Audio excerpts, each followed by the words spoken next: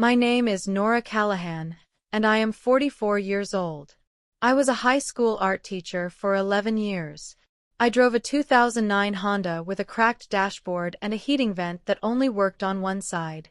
I bought my groceries on Sunday and portioned them into 5 containers so I knew exactly what I was spending. I had $4,200 in savings and a studio apartment that smelled like turpentine and rice.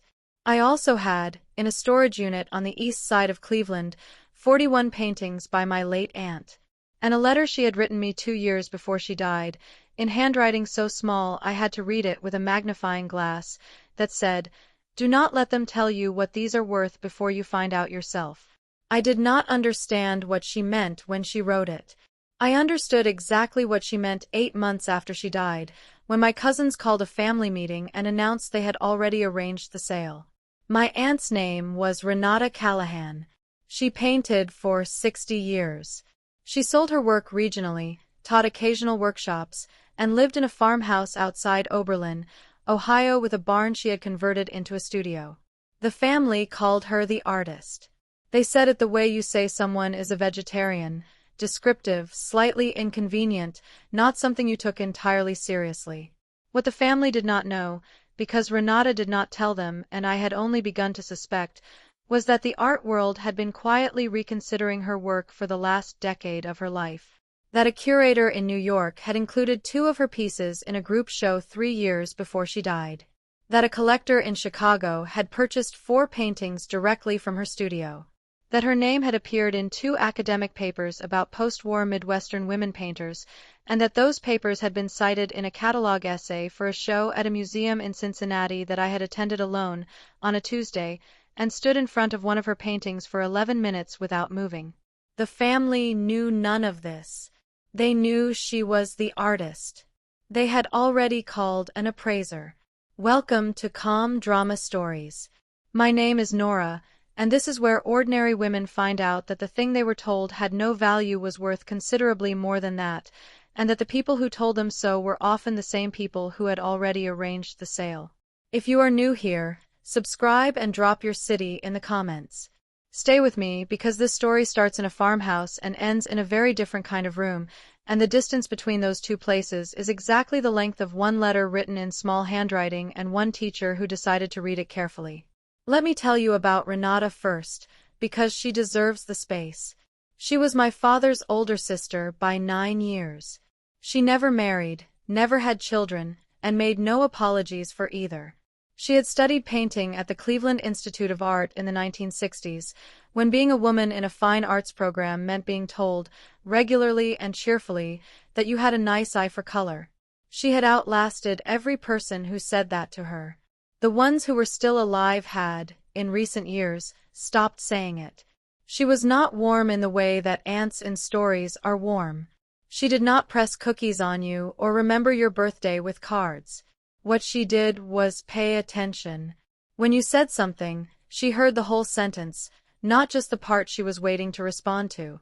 When you made something, a drawing, a poem, a terrible clay pot in 5th grade, she looked at it the way she looked at everything, which was seriously, without condescension, for longer than was comfortable. I was 9 years old the first time I showed her a drawing. She looked at it for 45 seconds. I counted because the silence made me nervous. Then she said, "You understand negative space. That's not something you can teach." I did not know what negative space meant. I looked it up that night in the encyclopedia. I have understood it ever since. She became, over the years, the person in my family I talked to about the things that mattered.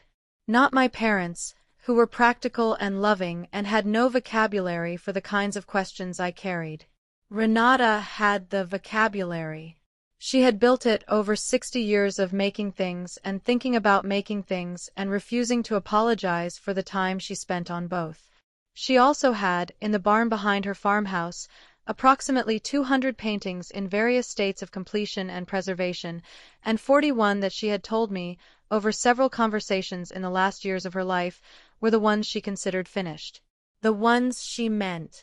Those 41 paintings were in my storage unit. This is how they got there.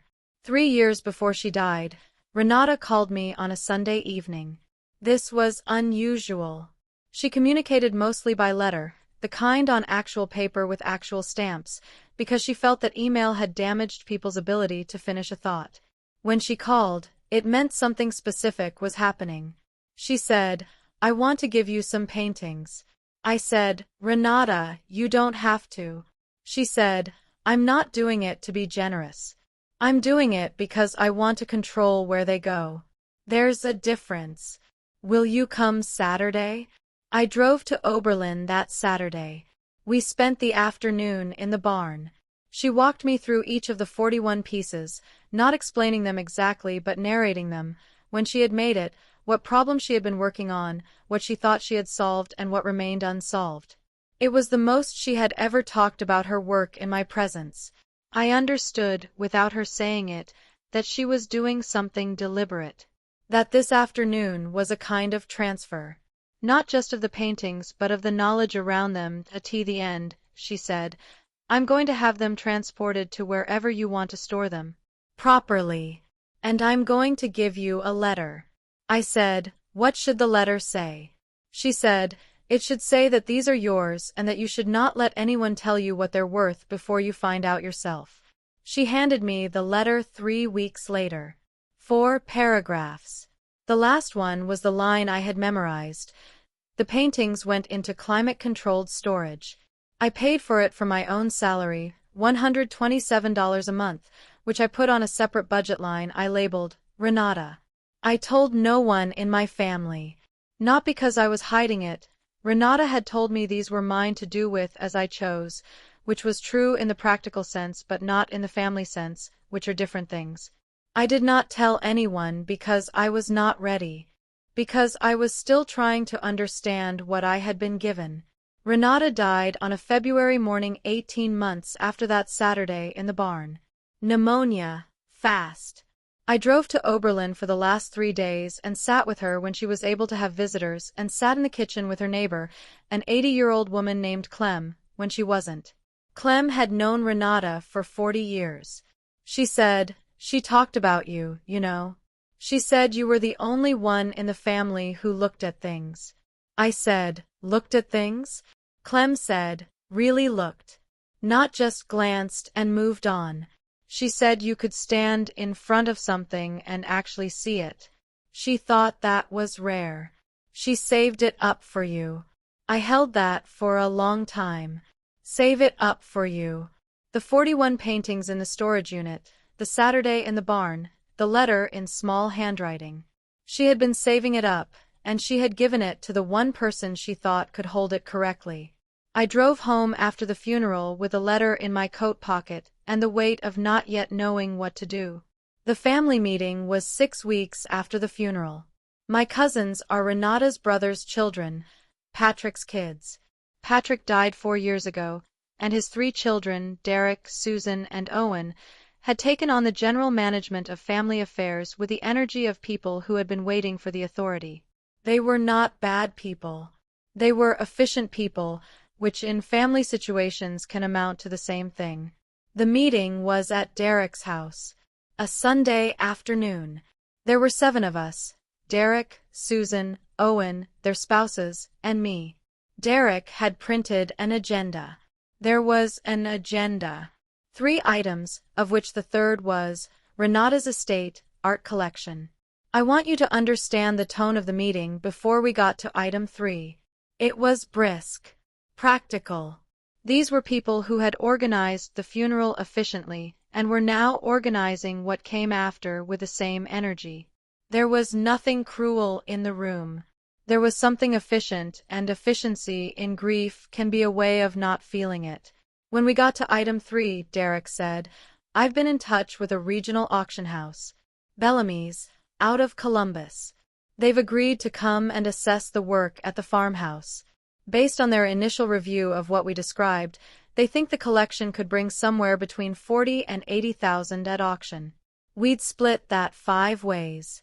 He said it the way he said everything: forward, organized, the next step already identified. I said, "What about the 41 paintings that aren't at the farmhouse?" He looked at me. "What do you mean?" Renata gave me 41 paintings 3 years ago. They're in storage. They're mine. The room went quiet in the way rooms go quiet when something has been said that everyone needs a moment to process. Susan said, "She gave you paintings?" I said, "Yes. She had them transported to a climate-controlled unit. She gave me a letter. They're in my name on the storage contract." Owen said, "We didn't know about this." I said, "Renata didn't tell you." "She told me. They're mine." Derek said, carefully, "Those should probably be part of the estate inventory." I said, "They're not. They were gifted to me during her lifetime. They transferred before she died. They're not part of the estate." He looked at his wife. His wife was a paralegal. She was already thinking. I said, "I have the letter. I have the storage contract. I have the transportation receipts with her signature authorizing the move." I had not known I was going to say this until I said it. But I had the documents. Not because I had anticipated this meeting, because I had kept everything, the way I kept everything, the way Renata had told me to find out for myself before I let anyone else tell me. Derek said, "We'll need to see the letter." I said, "Of course." The meeting ended without resolution on item 3, which was fine. I drove home with my hands steady on the wheel and the agenda in my bag, and I sat at my kitchen table and looked at the storage contract and the transportation receipts and the letter in small handwriting, and I understood that what I needed next was not a family negotiation. What I needed was someone who knew what those 41 paintings were actually worth. Here is what I knew going into this. I am a high school art teacher. I know how to look at art. I know the history of it, the language of it, the way a composition works and why. I am not a fool in a gallery. What I did not know was the market.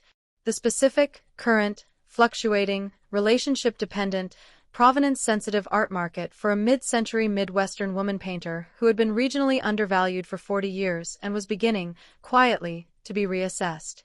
Those are different kinds of knowing, and I needed the second kind before I could protect the first. I started where I knew to start. The 2 academic papers I had found that mentioned Renata's work. I had read them when they were published, carefully, and kept printouts in a folder I had labeled, Renata, External References. The papers were from art history journals, one from Ohio State, one from a publication out of the University of Michigan. Both dealt with post-war women painters in the Midwest who had worked outside the major metropolitan centers and been correspondingly overlooked by the dominant critical apparatus. Renata was discussed in both papers. Not at length, a paragraph in one, a footnote with 2 sentences in the other. But her name was there, in print, in peer-reviewed publications. That is a different kind of existence than being the aunt who paints. I emailed both authors. I told them I was Renata Callahan's niece and heir to a significant portion of her work, and that I was trying to understand the current state of scholarship around her. I asked if they would be willing to speak with me. Both replied within a week. The Ohio State professor, a woman named Dr. Elaine Marsh, had been studying Midwestern women painters for 20 years. When we talked by phone, she said, "Renata Callahan is someone the field is going to catch up with. It's already starting." The Cincinnati show was significant. There are 2 graduate students working on her right now at different institutions. This is the moment before the moment, if you understand what I mean. I said, "The moment before the moment." She said, "When the reassessment is beginning but hasn't become visible enough to affect prices yet. In 5 years, possibly less, this conversation will look very different." I said, "I have 41 paintings she considered finished. In climate-controlled storage." A pause on the line. "How many people know about those?" I said, "My family knows they exist. Nobody knows what they are." Dr. Marsh said, "Then I would encourage you to move carefully and quickly, in that order. And I would encourage you to speak with someone at a major house before you speak to anyone regional." She gave me a name. A specialist at a major New York auction house who handled American post-war works. She said she would email ahead. I hung up and sat in my classroom during my free period while my students' charcoal drawings dried on the wall, and I thought about what the moment before the moment meant for 41 paintings in a storage unit in Cleveland that my cousins wanted to include in a regional auction in Columbus. Then I looked up flights to New York. I want to tell you about the storage unit before I tell you about New York, because I think it is important. I drove to the unit the Saturday before my flight. I went alone in the early morning, with a good flashlight and the inventory list I had made the day the paintings arrived.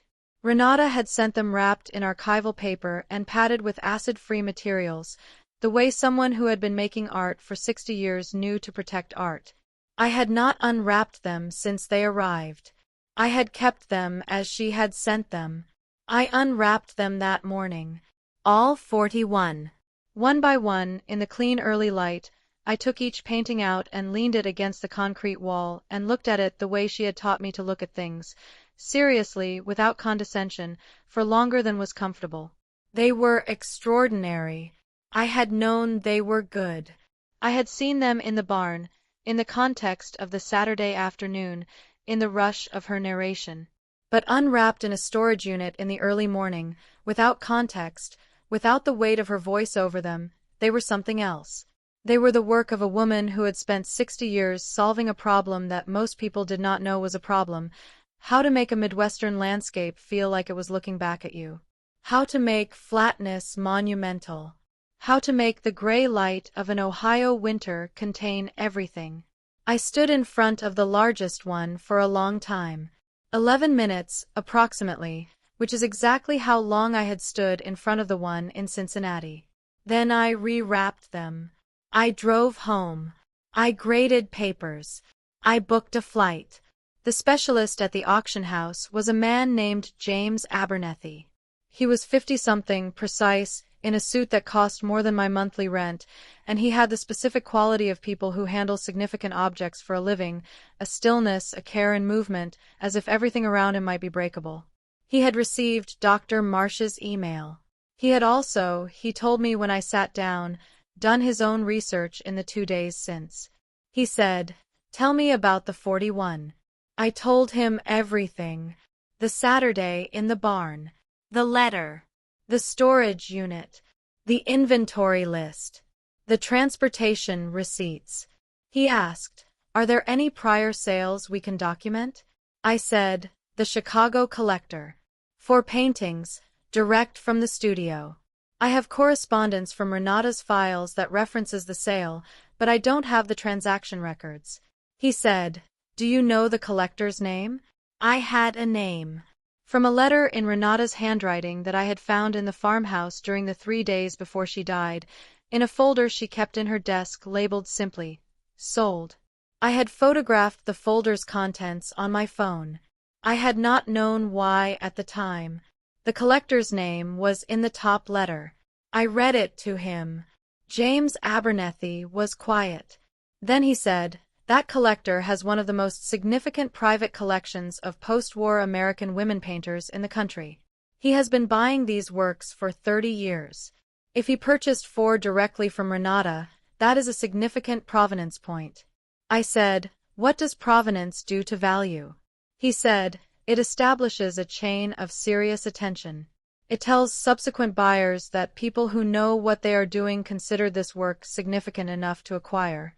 In practical terms, for a painter at Renata's stage of market reassessment, a connection to that collector could be the difference between regional pricing and national pricing. I said, "Which means what in numbers?" He looked at me carefully. He said, "What has your family been told?" I said, 40 to 80,000 for the broader collection. Regional auction in Columbus. He was quiet for 3 seconds. I counted. He said, "I would like to see the 41 paintings." He flew to Cleveland 6 weeks later. I had arranged for the storage unit to be lit properly. I had rented 2 professional LED panels from a photography supply shop, the kind used for studio work, because I was a high school art teacher and I knew what good light did to a painting, and I was not going to let 41 extraordinary pieces be seen in fluorescent storage unit light. James Abernethy arrived at 9 a.m.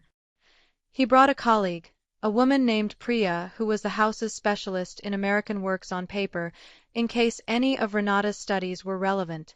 He brought a camera with a proper lens. I unwrapped each painting again, one by one. I set them up against the wall in the order I had arranged them, not chronological, which was the obvious choice, but the order that seemed to me, from my 11 years of teaching composition, to tell the most coherent visual story. I had thought about this order for 3 weeks. James moved through the room slowly. He did not speak for the first 40 minutes. Priya took photographs. James stood in front of several pieces for extended periods. He made small sounds that were not quite words. When he had been through all 41, he came and stood next to me and looked back at the room. He said, "She was solving something very specific." I said, "The light. The way Ohio light sits on flat ground." She said it was the problem she had been working on for 30 years. He said, "She solved it." He was quiet for another moment. Then, "What do you know about the art market for American post-war women painters right now?" I told him what Dr. Marsh had told me. The moment before the moment. He nodded. "I want to be transparent with you," he said. "What I am looking at is a collection that is currently undervalued relative to where I believe the market is going. That is both an opportunity and a risk. An opportunity because if we position this correctly, we can establish a price point that reflects where the work is going rather than where it has been. A risk because market reassessment is not guaranteed and not linear." I said, "What does correctly mean?" He said, "It means not Columbus. It means New York. It means a curated sale, not bulk, not all 41 at once, not the regional model your family arranged. It means selecting the strongest 8 to 12 pieces for an initial auction, with catalog notes that contextualize the scholarship, and holding the rest in reserve. It means being patient." I said, "What does patient look like in numbers?" He said, "If the initial auction establishes the price point I think it can, conservative estimate for the full 41 over the next 3 to 5 years is somewhere between $400,000 and $700,000. I heard the number. I did not react. I am a person who learned to not react to numbers before I understood them fully, because reacting prematurely is how you make decisions from emotion rather than information. I said, "Can you put that in writing?" He said, "I'll send a formal estimate this week." I drove home on the highway in my 2009 Honda with a heating vent that only worked on one side, and I thought about Renata in the barn on that Saturday, walking me through each painting in order, narrating each one as if she were handing me the key to something she had built for a long time and was only now able to unlock. Do not let them tell you what these are worth before you find out yourself. She had known. She had known that the family would move quickly and price it regionally and divide it efficiently, because that is what efficient people do, and she had moved the 41 that mattered to a person who would stand in front of them for 11 minutes and then get on a plane to New York. I got home. I made tea. I sat at my kitchen table and read the letter again. Then I called Derek. The second family meeting was at my request. I did not tell them what was coming. I told them I had information relevant to item 3 from the first meeting and asked that we reconvene. Derek sent out a calendar invite within 4 hours. He was nothing if not organized. I arrived at his house on a Sunday afternoon with a folder. Not thick. I had learned from the stories I had heard, the women I had encountered in this process, that you do not bring everything to the first meeting. You bring enough. Clean. Specific. Undeniable. I had the letter from Renata in a protective sleeve, the storage contract with my name, the transportation receipts, 2 printed pages from the academic papers, with Renata's name highlighted, a printout of the Cincinnati Museum catalog with the essay reference, and a single page, James Abernethy's formal estimate, on the auction house's letterhead, with the house's name at the top and the range at the bottom. I did not lead with the estimate. I led with the letter. I read it aloud. All 4 paragraphs, slowly, in Renata's words. The room was quiet in the way it had been quiet at the first meeting when I mentioned the storage unit, a processing quiet, not a hostile one. Then I put the academic papers on the table. I did not lecture. I let them read. Then I put the catalog page on the table. Then I said, I had an independent assessment done by a specialist from a major New York auction house. And I put the estimate on the table. Derek picked it up. He read it. He set it down and looked at his wife, who was already doing the math. Susan picked it up next. Owen last. Nobody spoke for a moment. Then Susan said, 400,000. I said, conservative estimate. Over 3 to 5 years. If the market reassessment continues, which the scholarship suggests it will. Derek said, and the regional auction. I said, would have been 40 to 80,000. Total. For the entire collection, including pieces far stronger than the ones that would have been grouped with them. Owen said, we didn't know. I said, I know you didn't. Renata didn't tell you. She told me to find out before anyone else did the telling. I found out. A long pause. The kind of silence that reorganizes a room. Derek said, what do you want to do? I said, I want to consult with the New York house on positioning the strongest pieces for an initial auction. The 41 are mine. Renata made that clear and I have the documentation. But I'm telling you about this because she was your family too, and because I think she would have wanted the work to go somewhere it is understood. I had thought carefully about this part. I was not obligated to share anything. The 41 were mine, the documentation was clean, the estate had no claim on them. I could have walked into that auction and said nothing to the family and been completely within my rights. But Renata had taught me to look at things seriously. And seriously, what I saw was a family who had not known what they had, not because they were greedy, but because they had never been told, and nobody had sat in the barn on a Saturday and been given the key. I could not give them what Renata had given me, but I could tell them what I had found. Derek said, what about the rest of the estate? The paintings at the farmhouse? I said, those are a different conversation, and you should have them appraised properly before you do anything. I can give you James Abernethy's contact. He can recommend someone who handles this level of work. He nodded. Something in the room had shifted. Not repaired. There is no repairing the fact that the first meeting had an agenda with a third item that had already been arranged without asking me. But shifted. The way a room shifts when the right information arrives and people are decent enough to let it land. The first auction was 8 months later. 10 paintings. New York. A Tuesday evening in November, which is not when most people think of auction houses, but is when serious buyers are most likely to be in the room. I wore a navy dress I had bought for the occasion, the most expensive piece of clothing I owned. I sat in the auction room with Dr. Marsh on my left and Clem, Renata's neighbor, on my right. Clem was 82 and had never been to New York and had insisted on coming when I told her, because she said she had watched Renata make those paintings for 40 years and she would like to see the room understand them. Derek said, what about the rest of the estate? The paintings at the farmhouse? I said, those are a different conversation, and you should have them appraised properly before you do anything.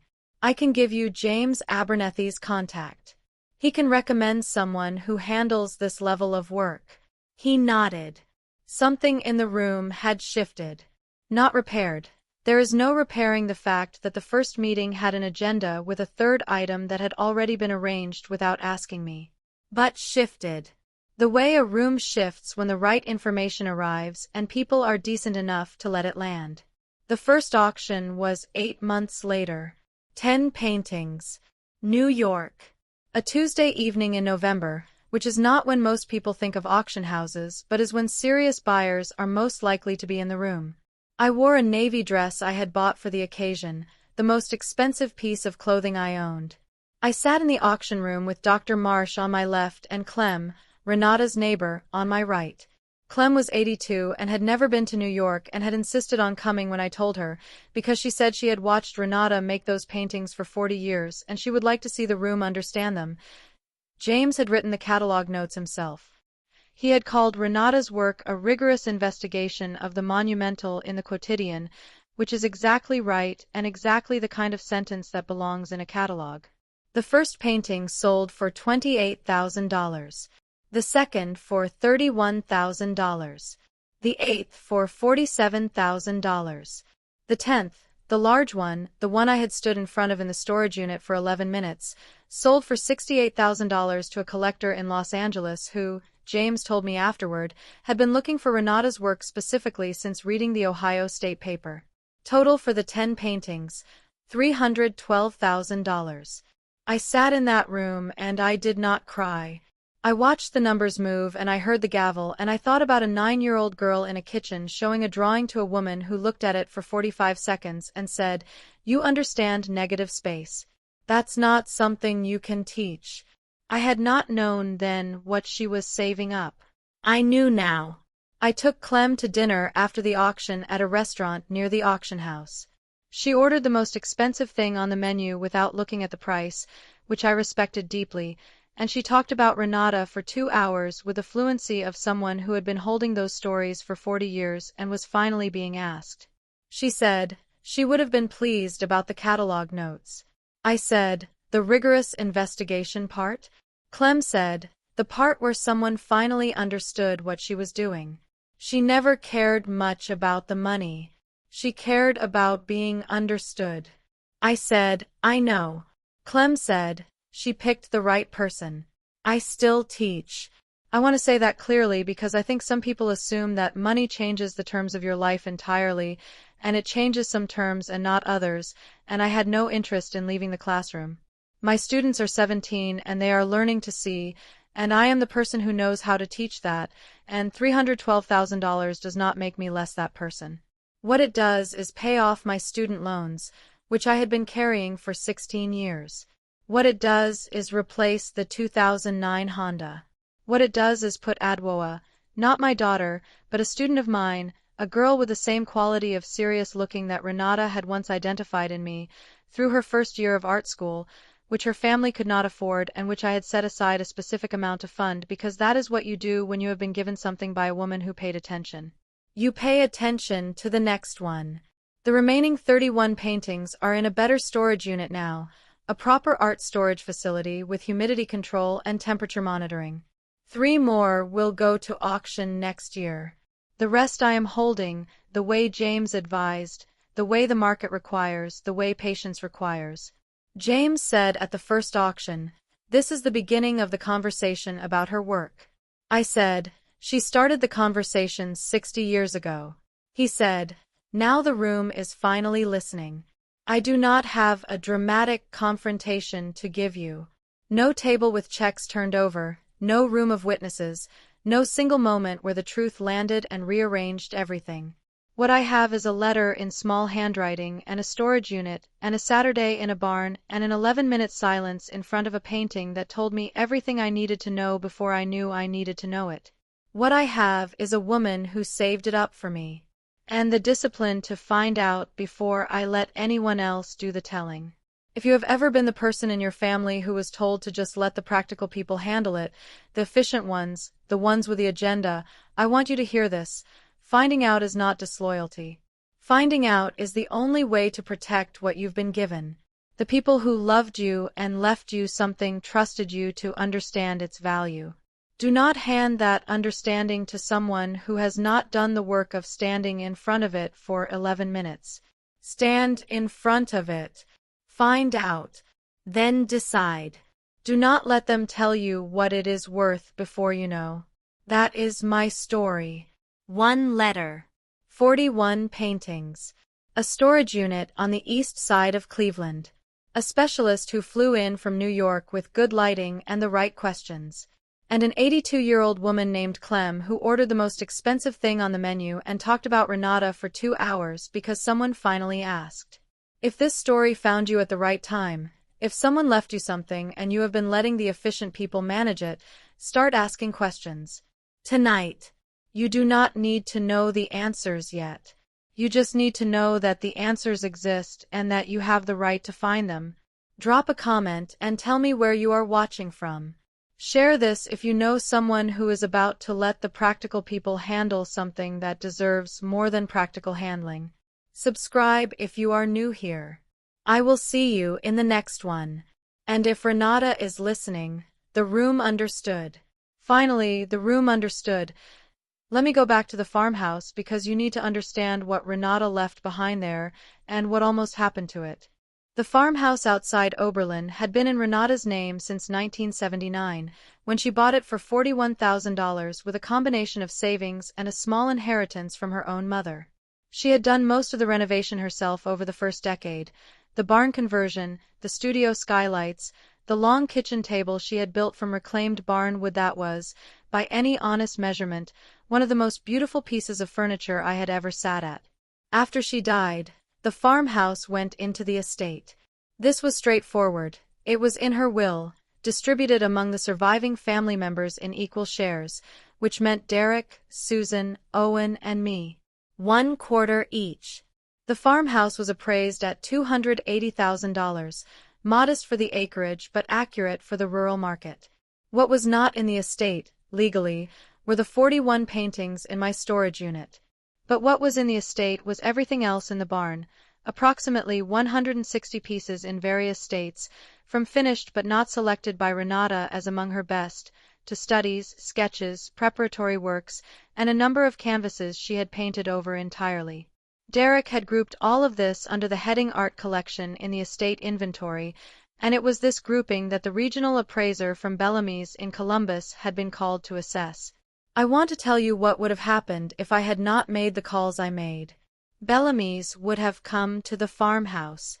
They would have looked at 160 pieces by a painter they did not know well, in a regional category they handled occasionally, and they would have applied the standard regional pricing framework, which, for a non-famous Midwestern woman painter, meant somewhere between $200 and $2,000 per piece, averaged across the quality range.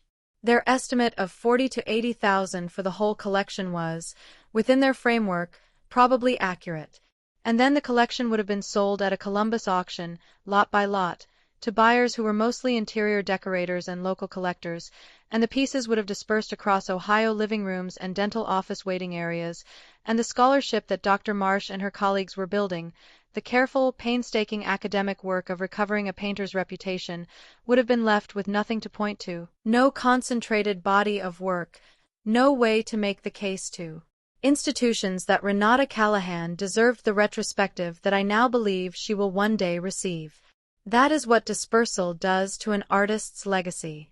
It does not just lower the prices. It dissolves the story. I understood this because I teach art. Because I know that the difference between a painter who is remembered and a painter who is not is very often not the quality of the work but the existence of a coherent body of it, held somewhere that serious people can access it, at a moment when the culture is ready to look. I called Dr. Marsh again after the family meeting. I told her what had almost happened with the farmhouse collection. She was quiet for a moment. Then she said, "The barn pieces, even the non-selected ones, have research value. Studies and preparatory works give us insight into process. They're not the masterpieces, but they're the evidence." I said, "What should happen to them?" She said, "Ideally, an institution. A university collection, a regional museum with a serious collection management program. They wouldn't pay what the auction would bring, but they would hold them correctly and make them accessible for future scholarship." I brought this to the family meeting as part of my agenda. Not as a demand. As information, the way I had been bringing everything, as information specifically sourced, with the reasoning made visible. I said, "The farmhouse collection has research value that won't be captured at a regional auction. I've spoken with an art historian who believes an institutional placement could serve the family's interests in terms of Renata's legacy, even if the immediate financial return is lower." Derek said, "How much lower?" I said, "Institutions pay for what they acquire, but at acquisition prices, not auction prices. The financial difference could be significant, but the long-term value of having the work held together, documented, and made available to researchers could translate into broader recognition of the full 41 over time, which affects those prices." Derek's wife, the paralegal, said, You're saying the farmhouse collection and the 41 are connected in terms of market. I said, a retrospective needs examples. Institutions that want to study Renata will look for her work wherever it is. If the studies and preparatory pieces are in a collection they can access, the scholarship develops faster. Faster scholarship means the reassessment arrives sooner. She nodded. She understood the logic. When someone who processes information for a living hears a coherent argument, they recognize it. We talked for another hour. The outcome was not immediate. These things never are. But Derek agreed to pause the Bellamy's arrangement while we explored institutional interest. Dr. Marsh connected us with the curator at a university art museum in northeastern Ohio, a woman named Dr. Patricia Voss, who had been wanting to anchor a collection of regional women painters and had the acquisition budget and the mandate to do it. 6 months after the family meeting, the farmhouse collection, 162 pieces in total, went to the University Museum for $95,000. Less than the top end of the Bellamy's estimate. More than the bottom. Held together. Catalogued properly. Accessible to researchers. Dr. Voss sent me a letter after the acquisition was complete. She said the collection was one of the most significant regional donations they had received in a decade, and that they intended to use it as the anchor for an exhibition of Ohio women painters currently in planning. I read the letter at my kitchen table after school on a Thursday. Then I put it in the folder I had started for Renata, not the storage receipts folder, a different one. I labeled it, What Comes Next? There is a student in my current junior class named Marcus, not Marcus Osei, a different Marcus, a 16-year-old boy who draws the way other people breathe, constantly and without apparent effort. He draws on the margins of his notes, on the backs of handouts, on the condensation of the art room window when he thinks I am not looking. Last semester he showed me a series of drawings he had been making in secret. 7 pieces, unified by a visual problem he had been working on, how to show velocity in a still image without losing the weight of the subject. It was a real problem. He had been working on it seriously, in the way that serious artists work on things, without knowing yet that he was a serious artist. I looked at the drawings for a long time. He stood there shifting his weight. He was waiting for me to tell him they were good, the way teachers tell students things are good. I said, You understand implied motion. That's not something you can teach. He looked at me. He said, Did I solve it? I said, You solved this iteration. There are more iterations. He smiled. Not because I had flattered him, because I had taken the problem seriously. I thought about Renata standing over my drawing when I was 9. The 45 seconds of serious looking. The vocabulary she handed me that afternoon and every afternoon after. I am not Renata. But I am the person she handed something to, and I have spent 30 years understanding what to do with it, and now I know. You take the serious looking, and you give it to the next person who is ready for it. That is the whole of it. That is the chain. Marcus's drawings are now in a small portfolio I helped him assemble. We are applying to the summer program at the Cleveland Institute of Art, the same school where Renata studied 6 decades ago. The application requires a statement of purpose. He asked me what to write. I said, Write about the problem you were solving. Not what you made. What you were trying to figure out. He wrote it. It is very good. The application is submitted. We are waiting. I have found in the last year that waiting has become easier. Not because I am more patient by nature, I am not particularly, but because I have learned that the things worth having take the time they take, and moving before the time is right collapses the value of what you have been building. James Abernethy said, Be patient. Renata said, in her way, the same thing. She spent 30 years working on the light of Ohio flatland. She did not rush the solution. She waited until she had it right, and then she made 41 paintings that were right, and she put them in the care of someone who would stand in front of them for 11 minutes and then get on a plane. Patience is not passivity. Patience is the discipline of not spending what you have not yet finished building. I am still building. 3 more paintings go to auction next year. The university exhibition opens in the spring. Dr. Marsh is writing a monograph. A gallery in New York has expressed interest in a solo show, which James is in conversation with. The room is listening. It is getting louder. One more thing, and then I will let you go. The letter. The one in small handwriting that I have kept in a protective sleeve since the day Renata handed it to me.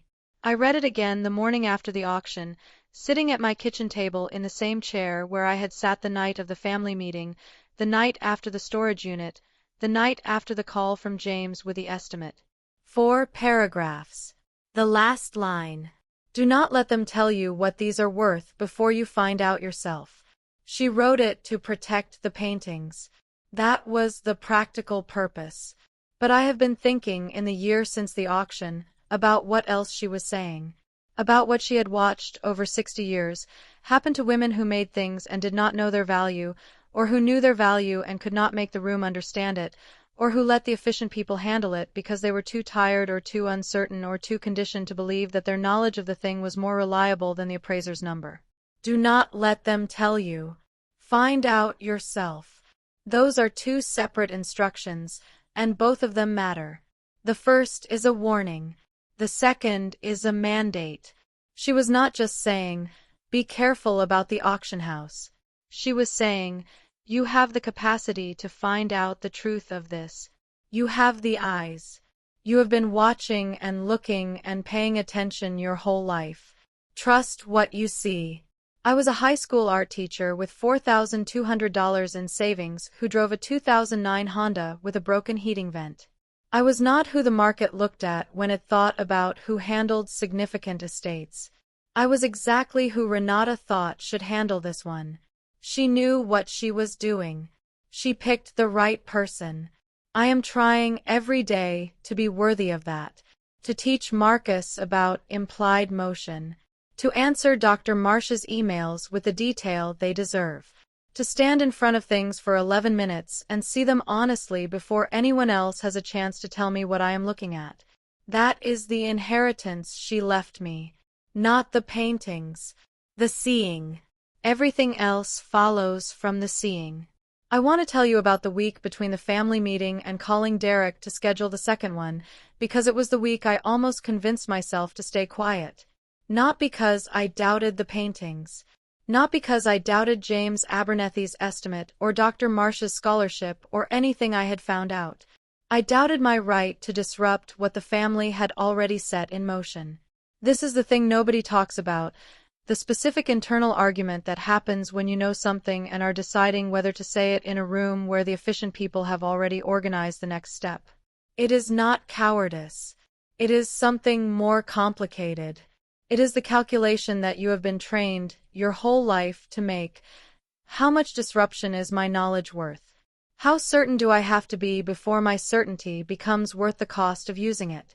I had been making that calculation since I was 9 years old, and a woman had looked at my drawing for 45 seconds, and I had stood there not knowing whether to speak.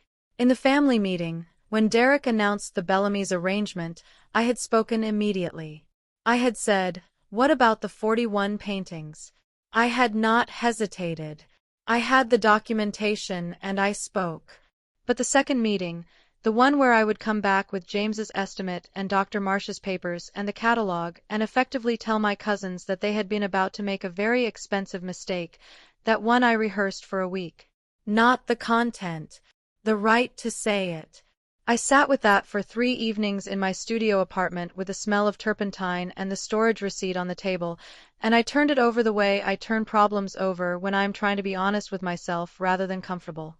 And what I kept arriving at was the same thing. Renata did not give me those paintings because I was the nicest. She did not give me the letter because I would be the most diplomatic about deploying it. She gave them to me because I was the one who looked. And if I had the right to look, which she had explicitly, in writing, confirmed, then I had the right to tell the room what I had seen. The only other option was to let the efficient people handle a thing that deserved more than efficient handling. And that was not loyalty to the family. That was a failure of the mandate she had given me. I called Derek and scheduled the meeting. I arrived with the folder. I sat down. I did not apologize for what I was about to say, and I did not frame it as an accusation, and I did not perform humility that I did not feel. I presented what I had found, the way you present evidence, clearly, sequentially, without editorializing, and let the room do the work of understanding it. The room understood. This is not always how it goes. I want to be honest about that. I have spoken to women since who did the same thing, who walked into family meetings with folders and documentation and photographs and estimates, and the room did not understand, or refused to, or turned the presentation into a fight about loyalty and ingratitude and who loved the deceased more. Those rooms exist. I was fortunate that mine was not one. What made mine different, I think, was two things. The first was the documentation. Not just that it existed, but that it was clean. No emotion in it, no grievance, just paper. The storage contract was in my name. The transportation receipts had Renata's signature. The letter was in her handwriting. The academic papers were published, cited, institutional.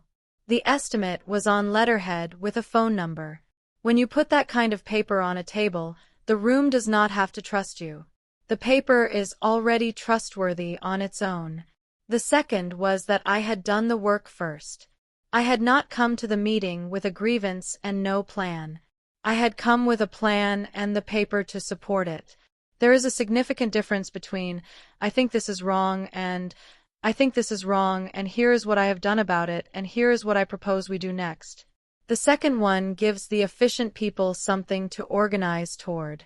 It does not leave them standing in a vacuum of disruption. I gave them James Abernethy's contact for the farmhouse collection. I gave them the name of the University Museum. I handed them the next step. Derek, who is efficient above all things, organized toward it within 2 weeks. I am not saying this to make Derek into a hero. I am saying it because if you are going into a room with documentation and a disruption, it helps enormously to have the next step ready. People who build agendas are more comfortable with agendas than with open ends. Give them the open end and a suggested structure, and you have a much better chance of being heard. This is what I know about rooms. The 6 months between the second family meeting and the first New York auction were the strangest of my life. Nothing visible changed. I went to school. I taught 17-year-olds about negative space and composition and the difference between looking and seeing. I graded charcoal studies on Tuesday nights. I portioned my groceries on Sundays. The 2009 Honda developed a new rattle from somewhere under the dashboard that I could not locate and decided not to investigate. Invisible things were happening at considerable speed. James was having conversations I was not part of. Dr. Marsh was writing notes I had not seen. The University Museum was processing paperwork. The auction calendar was being set. Collectors I would never meet were being informed, through the quiet channels that the serious art market uses, that something significant was coming. I received weekly emails from James. They were brief and specific, the way his communication always was. The auction is confirmed for November 4th. The catalog essay is complete. I will send for your review. The collector from Chicago has been in contact and expressed interest in several of the lots. There is interest from a museum in Cincinnati. The museum in Cincinnati. The same museum where I had stood in front of one of Renata's paintings for 11 minutes, on a Tuesday alone. I emailed James and asked which piece they were interested in. He replied, the large river study. The one from the Cincinnati show. I had not included that piece in the 41. Renata had kept it, and it had stayed at the farmhouse, and when the farmhouse collection went to the university, it had gone with it. But the Cincinnati Museum had seen it in the university's acquisition announcement and made an inquiry. Dr. Voss at the university and the Cincinnati Museum worked out an arrangement, a loan for the planned Ohio Women Painters exhibition, with an option to discuss acquisition afterward. The painting I had stood in front of for 11 minutes was going to hang in the room where I had stood in front of it. I found out about this on a Wednesday afternoon sitting in my car in the school parking lot after a parent-teacher conference. I read James's email on my phone. I sat for a while. Then I drove home. I cooked dinner. I ate it. I washed the dishes. And sometime around 9 p.m., in the small way that things that have been accumulating finally tip over, I sat down at my kitchen table and I cried. Not from grief, not from triumph, from the specific feeling of understanding, fully for the first time, what Renata had been trying to tell me on that Saturday in the barn. Not just about the paintings, about seeing, about the fact that paying serious attention to something, really paying it for 11 minutes, for 60 years, for 45 seconds over a child's drawing, is itself a kind of love. And that the thing it produces is not just knowledge. It is stewardship. The obligation to take what you have been given seriously and carry it correctly and put it somewhere it will be seen. She had given me the paintings. She had given me the letter. She had given me 41 answers to a problem I had not known was being solved. What she had actually given me was permission to take my own seeing seriously. I wiped my face. I made tea. I graded the remaining charcoal studies. Marcus had written a note on the back of his, not about the assignment, just a question. When do you know if a thing is finished? I wrote back, when the problem it was solving is solved. Not when it looks done. When it is done. He texted me the next morning. How do you know the difference? I said, stand in front of it for 11 minutes. You'll know. I want to tell you about the night before the auction, because it is the part of the story I keep returning to. James had arranged for the 10 paintings to be hung in a preview room at the auction house for 2 days before the sale. Collectors and their advisors could come in by appointment, look at the work, handle the catalogs, ask questions of the specialists. This is standard for significant lots. The preview is where the real conversation happens, the one that determines what the room will do when the gavel falls. I went on the morning of the first preview day, before the appointments began. James had arranged early access. He met me at the door at 7:45 a.m. and walked me in. The room was lit the way good painting deserves to be lit. Warm, directional, no glare, nothing competing with the surface. The 10 paintings hung on pale walls with space around each one, breathing room, the way Renata had always kept them in the barn. I walked through the room slowly. I had seen each of these paintings dozens of times. In the barn on the Saturday, in the storage unit in the early morning, in the photographs James had sent for the catalogue, in the essay I had read 3 times. I knew every inch of every one. And yet, in that room, with that light, hung with that spacing, they were new to me again. This is the thing about serious looking that I have tried to teach for 11 years and still cannot fully explain. You can look at a thing 100 times and still see it freshly if the conditions are right. The conditions include the light, the space, your own state of attention. They include whether you have done the work of understanding the problem before you look again. Renata had spent 60 years teaching herself to see the Ohio landscape freshly, every morning, every canvas. That is not a talent. It is a discipline. It is the discipline of not assuming you already know. I stood in front of the large painting, the one that would sell for $68,000, for 11 minutes. I counted, the way I had counted at 9 years old in Renata's kitchen, because the silence made me want to know how long I could hold it.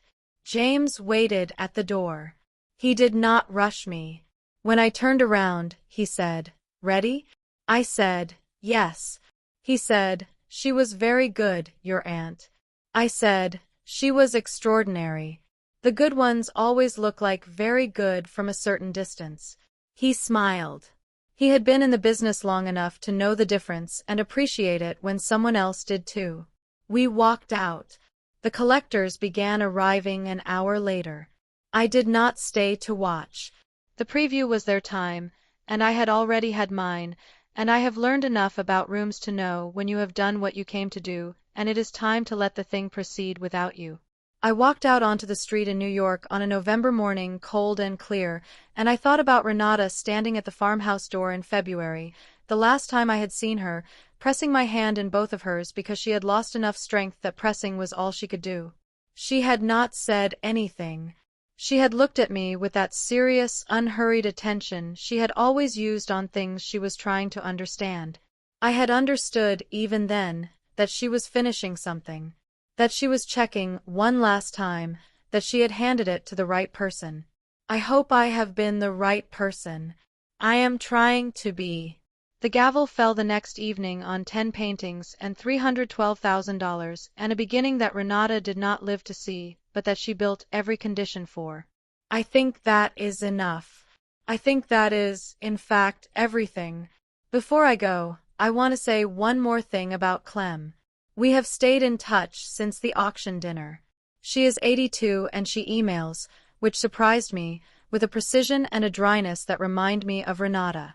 She sends updates about the farmhouse, which was sold as part of the estate settlement and is now owned by a young couple who are, by Clem's report, growing vegetables in what used to be Renata's kitchen garden and are entirely unaware that one of Ohio's significant painters lived and worked on the same ground for 40 years. She also sends me things she finds. Newspaper clippings from the Oberlin area. A photo she found in a box, undated, of Renata standing outside the barn in what looks like summer, one hand raised against the light, looking at something outside the frame. Renata's face in the photo is the same one I saw at 9 years old looking at my drawing. Measuring, attending, seeing. I printed the photo and put it on my desk at school, where my students can see it if they want. Most of them do not know who she is. Some of them have asked. I tell them, a painter who worked on a problem for 60 years and solved it. They ask, what problem? I say, how to make something ordinary feel like it was looking back at you. They think about that. The ones who are serious thinkers, the ones like Marcus, nod slowly, in the way that you nod when something lands correctly in a place that was already prepared for it. Renata prepared that place in me when I was 9. I am trying to prepare it in them before they are 20. That is the whole of what I am doing.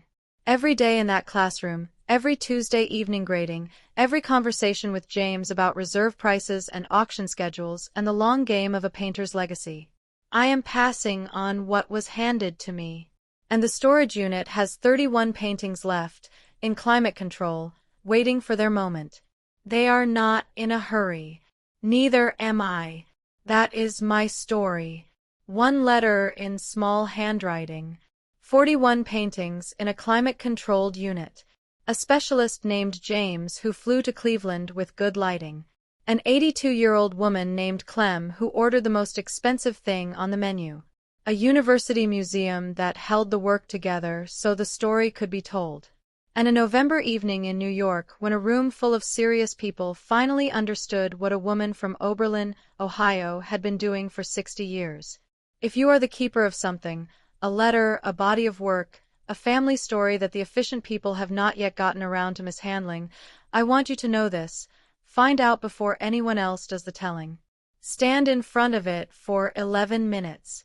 Learn the language of it. Call the expert and ask the right questions. Build the folder. And then walk into the room with what you know and say it clearly, without apology, to the people who need to hear it.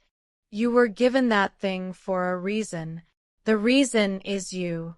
Drop your city in the comments. Tell me what you are the keeper of.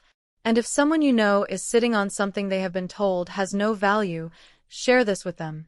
Because the moment before the moment is when it matters most to know what you are holding. Subscribe if you are new. I will see you in the next one. And Renata, the room is listening now. I told you I would make sure. There is something I have not told you yet, and I want to tell it now, before the end. 2 months after the auction, I received a letter. Not an email, an actual letter on heavy cream paper from the collector in Los Angeles who had purchased the large painting for $68,000. His name was Gerald Park. He was 73, semi-retired, and had been collecting American art for 40 years. The letter was 3 paragraphs. The third one said this. I have been looking for Renata Callahan's work for 6 years, since I read the first academic paper. I had contacted the estate once early on, and was told the collection was not available. I assumed I had missed my opportunity. When the auction catalog arrived and I saw 10 pieces from what the notes described as a private collection, I flew to New York for the preview. I stood in front of the large painting for a long time. I want you to know it is now in the room where I do most of my thinking, and it has changed what I think about every day. Thank you for finding out before the room made the decision for you. Thank you for finding out before the room made the decision for you. He had read the catalog notes. James had been careful in them, not revealing the full story, but accurate about the fact that the 41 had been held in private collection rather than passing through the estate. Gerald Park, who had been collecting seriously for 40 years, had read between those lines and understood exactly what had almost happened. I wrote back. A real letter, on paper, with a stamp. 3 paragraphs.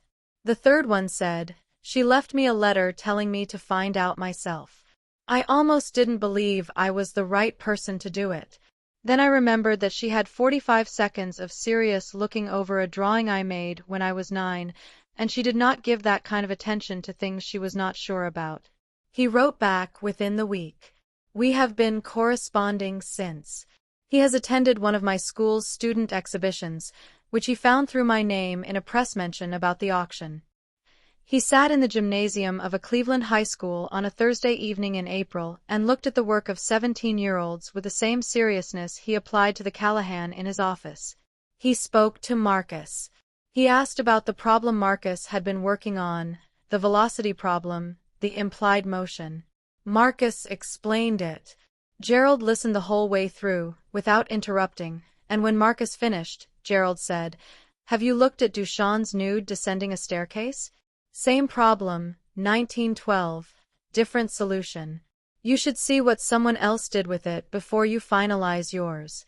Marcus looked it up that night. He texted me at 10 p.m. That is exactly the problem. How did he know? I said, he has been looking at things seriously for 40 years. Marcus said, I want to do that. I said, then start now. Tonight. Look at the Duchamp for 11 minutes and write down what you see. He did. He showed me the notes the next morning. They were very good. The chain continues. Renata to me to Marcus, Gerald to Marcus, Marcus to whatever comes after Marcus. This is how the serious-looking survives. Not through institutions, though institutions help. Not through auctions, though auctions establish value. Through the specific transmission of one person showing another person how to stop and attend and see the thing that is actually there. That is what Renata gave me. That is what I am trying to give forward. The 31 paintings are waiting. 3 go to auction next year. The rest will follow in time, at the pace the market requires, at the pace the scholarship develops. James sends his weekly emails. Dr. Marsh is writing the monograph. The university exhibition is confirmed for next April, and I will drive to it on a Tuesday afternoon and stand in front of whichever painting they choose to anchor the show, and I will count the minutes. I will probably count 11. That seems to be the number. And somewhere, in a room in Los Angeles, a painting of Ohio flatland in winter light is hanging on the wall where a man does his best thinking, and it is looking back at him, which is exactly what Renata spent 60 years learning how to make it do. She solved the problem. The room knows it now.